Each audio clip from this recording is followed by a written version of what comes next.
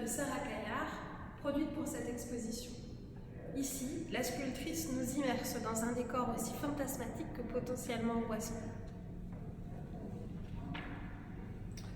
Pour révéler la scène composée dans toutes ses dimensions, dès l'entrée, le visiteur est invité à utiliser la lumière de son portable.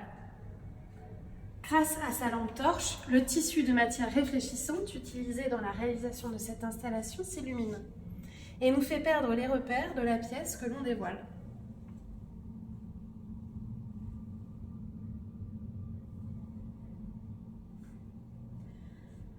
L'artiste nous impose le recours à l'élément numérique pour accéder à l'élément physique, à l'inverse de ce qui se passe habituellement.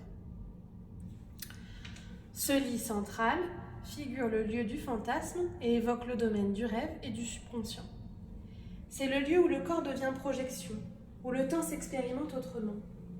Mais c'est aussi une recherche sur l'alter ego qui, s'il semble se trouver à l'intérieur de nous-mêmes, comme la mémoire et les songes, prend dans cette installation aussi la forme du fantôme.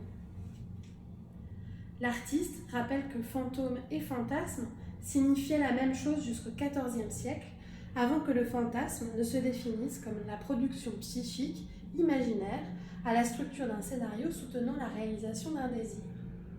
D'ailleurs, sans coïncidence, la matière choisie par l'artiste rend impossible de prendre en photo ou de capturer complètement la présence spectrale.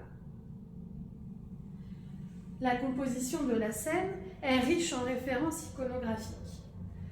D'abord, de la bande dessinée, avec cette embrasure de porte simplifiée qui peut remettre en mémoire tout enfant ayant été envoyé se coucher seul dans le noir, avec comme seule source de réconfort ce fin liseré de lumière, lui rappelant, et le visiteur également, que l'ailleurs existe et que l'univers tout entier n'est pas plongé dans le noir. Puis également à l'histoire de l'art plus classique, avec un drapé qui rappelle les sculptures antiques, tout en affichant la volonté de rompre avec la tradition des gisants, en donnant à son personnage principal une position souple, d'une fausse désuétude, sans rigidité. Et enfin, peut-être Hitchcockienne, avec cette figure spectrale matérialisée au-dessus du lit, presque menaçante.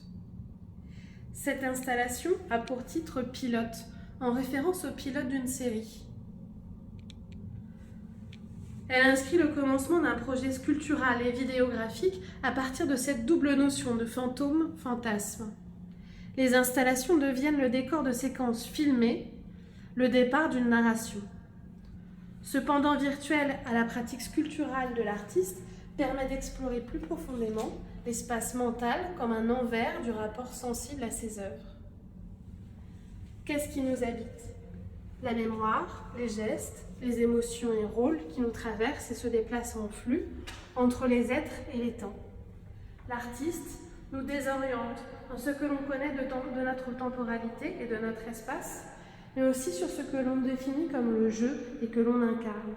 Nous sommes sédimentés par l'idée de tout ce que nous avons été et que nous ne sommes plus.